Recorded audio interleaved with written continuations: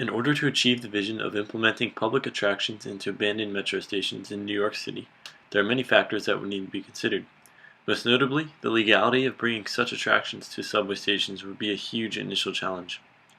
The subway stations are owned by the New York City Transit Authority, which was created in 1940. The New York Transit Authority is a public benefit corporation, which means it has exclusive right to operate without competition while serving the public. The significance of the New York Transit Authority's control to a project like this means that any plans for the project would need to be brought to the attention of the corporation in order for the project to materialize.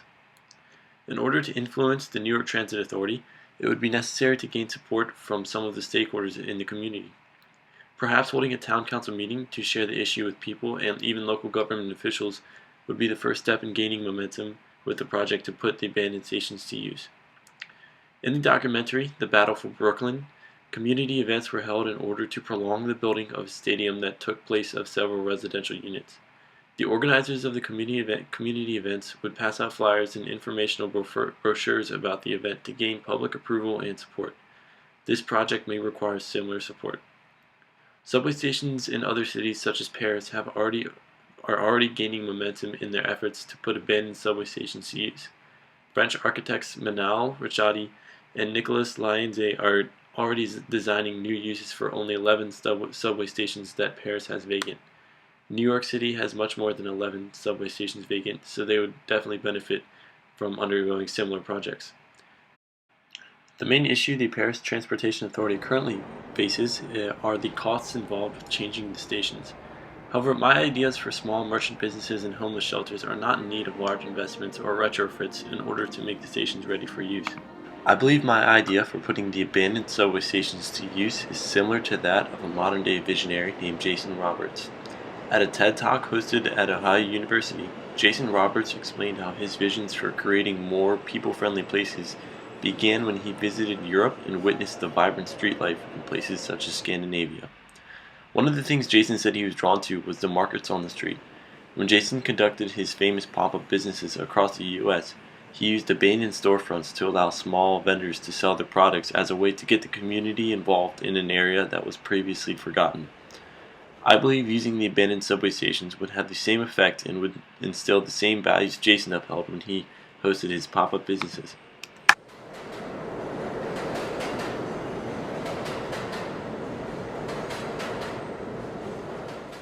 The streets of Manhattan are already filled with many street vendors and merchants that sell their merchandise out of small, portable stores. These vendors would be able to utilize these abandoned metro stations and be able to keep their storefronts undercover and away from the elements. In addition to small merchant stores, I believe creating pop-up homeless shelters in the abandoned subway stations in New York City would be a great way to solve one of New York City's largest issues, which is the homeless population. Manhattan is home to 60% of New York's homeless population, and the amount of homeless people has risen in the last decade. The term people, planet, profit is often referred to when referring to smart and sustainable real estate developments and projects, and I believe utilizing these abandoned subway stations upholds the values of people, planet, profit. People benefit because a previously unused and abandoned area is now being used for public benefit. The planet profits because small businesses that may previously have considered a storefront can now operate in an abandoned subway station.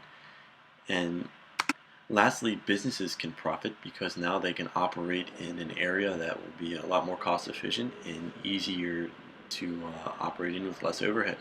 The most recent speaker to our class, John Sprinkle, mentioned that preserving the historical integrity of an area is beneficial to an area in the long run. I believe the city of New York represents the drive of Americans, and it is the epitome of the American dream. By using some of these historical subway stations to benefit the public, I believe that we are upholding the historical principles that the city was founded upon.